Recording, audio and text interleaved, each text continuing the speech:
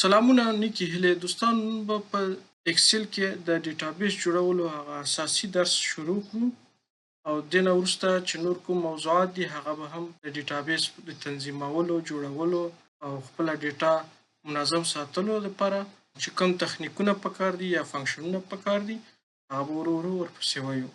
نو زه راځم د اکسل فایل پرانیزم او صفحه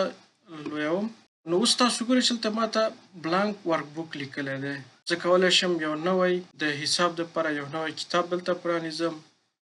د دې ځینې هم پرانیستلی شم او دلته هم پرانیستلی شم کیدای شي ستاسو اکسل چې کوم بڼه یا نسخه استفاده کوئ د دې سره یو څه توپیر ولري لکه ما تاسو ته مخکې ویلي دي چې اکسل نسخې یا ورژنونه تبدیلیږي او څه تغییرات په د ډیزاین او انټرفیکس کې راځي راځم د نوي ورکبوک نه شروع کوم بلانک ورکبوک باندې کلیک مې وکړو نو دا نوی ورکبوک اوس مونږ پرانیستلو نو اوس به مونږ په دې کې زده کړو چې څنګه د خپل کور د میاشتنۍ مصارفو لپاره یو ډیټابیس جوړ کړو تاسو هره موضوع د هر څه لپاره چې تاسو یو ډیټابیس جوړوئ یا یو جدول جوړوئ لومړی به تاسو دا په ذهن کې یاد ساتئ چې د هغې لپاره کوم موضوعات زه باید په نظر کې ونیسم نو تاسو اوس ګورئ چې ما د اکسل ورکبوک پرانیستلو یا فایل مې پرانیستلو او په دې کې به موږ اوس د کور د مصارفو لپاره یو ډیټابیس جوړ کړو یو وړوکی غونډه کې او تاسو به په دې پوه شئ چې ډیټابیس کې کوم موضوعات مهم دي چې هغه اول نه موږ په نظر کې وساتو لومړی دا دی چې هغه عنوانونه دي باید موږ عنوانونه په منظم ډول ولیکو تر څو وروسته موږ نه ډیټا ګډوډه نشي او منظم وي نو چونکې موږ دلته د کور لپاره د کور مصارفو د محاسبې لپاره یو ډیټابیس لیکو د ډیټابیس جوړولو لپاره تر ټولو نه مهم موضوع څه شی ده چې موږ عنوانونه یا هغه موضوعات چې موږ په ډیټابیس کې داخلوو هغه به په هغې په اساس باندې بیا مخته ځو نو هغه ډېر مهم دي چې هغه باید واضح ولیکل شي تر څو وروسته بیا موږ ته کومه ستونزه نه وي نو چونکې موږ د کور د مصارفو لپاره یو ډیټابیس جوړوو نو مشخص دي چې هغه کې به موږ څه شی لیکو خو زه راځم لومړی باید موږ دا زده کړو چې دا ډیټابیس که موږ په پښتو یا په دري ژبه زده کوو نو پکار ده چې دا صفحه د چپ طرف نه موږ ښي طرف ته کړو که تاسو اوس وګورئ دا صفحه چې ده د چپ اړخ نه شروع کیږي نو زه که په انګلیسي باندې لیکم نو ډېر په اسانه سره یې لیکلی شم ماته کوم ستونزه نشته فرض مثال مانتلی بجټ لیکم صحیح شو خو چونکې موږ تاسو پښتو یا دري ژبه باندې جدولونه به جوړوو نو راځو دا صفحه به موږ لومړی دا زده کړو چې صفحه څنګه ښي اړخ ته اوړي تاسو دلته وګورئ چې دا ریبنونه دي دا د هوم ریبن نه داسې راځم دلته پیج لیاوټ ریبن ته پیج لیاوټ ریبن باندې مې کلیک وکړو اوس تاسو ته دا ښکاري که نه مخکې دا په دې شکل دلته چې زه دلته ما ډبل کلیک کړی و نو دا نه ښکاره کېدل زه یا اسکیپ به ټکمه وهم یا هم یو بله خانه انتخابوم نو دا بېرته ظاهرېږي اوس تاسو دلته وینئ چې په پیج لیاوټ کې دلته تاسو وینئ شیټ رایټ ټو لیفټ نو په دې باندې کلیک کوم تاسو وګورئ چې صفحه اوس ښي لاسته راغله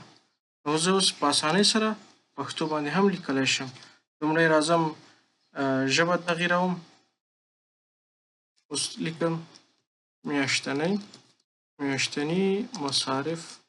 عنوان داسې همدومره که څه هم دا لیک چې دی د یو خانې نه وتلی دی خو دا کوم ستونزه نه لري او دلته وګورئ چې دا ما چیرته لیکلی ده په A کالم کې په اوله رو کې دلته هم تاسو ته ښایي او دلته هم کوم عنوان چې تاسو لیکلی دی په کومه خانه کې چې کوم متن وي هغه یې دلته ښایي اگر چې وګوره تاسو وګورئ دا په دوو خانو کې وي نه لیکن زه په دا دومره بي کالم کې چې زه کلیک وکړم دا خالي ده یعنې دا متن صرف او صرف په کوم ځای کې دی دا په A کالم کې دی وروسته ده چې دا لږ دې خواته راغلی دی وروسته به انشاءالله بیا په دې باندې نور هم غږېږو چې کالمونه څنګه ویډ برابر کړو او څنګه منظم یې کړو نور هم د اوس لپاره موږ به د دې نه هم تېر شو چې دې ته رنګ و روغان ورکړو ډبل یې کړو نری یې کړو دا موضوعات به پرېږدو نو راځم دلته لیکم فرض مثال مصارف بیا لاندې راځم کور مصارف لیکم مثلا کور کرایه برېښنا بل بیا زه انټر وهم لاندې ځمه. همدا ډول زه نور مصارف هم ادامه ورکومه، مثلا مکتب فیسونه، تنها فیسونه به ولیکم که د هغه د نو هر څه شي وي. یو بل حساب هم دغسې خوراک کباب دی. بس همدومره صحیح دی. په آخر کې به زه ورته ولیکم مجموعه، یا پښتو باندې څه ورته ولیکم؟ ټول کال. صحیح شو؟ ښه چونکې زمونږه د کور میاشتني مصارف چې دي هغه د میاشتې په حساب باندې دي، یعنې په یو میاشت کې مونږ څونه مصارف کوو هغه باید معلوم کړو. نو د دې په اساس باندې زه باید دلته بره چې کوم عنوانونه دي هغه د میاشتو نومونه ولیکم. نو راځم لیکم عمل، بښئ، عمل،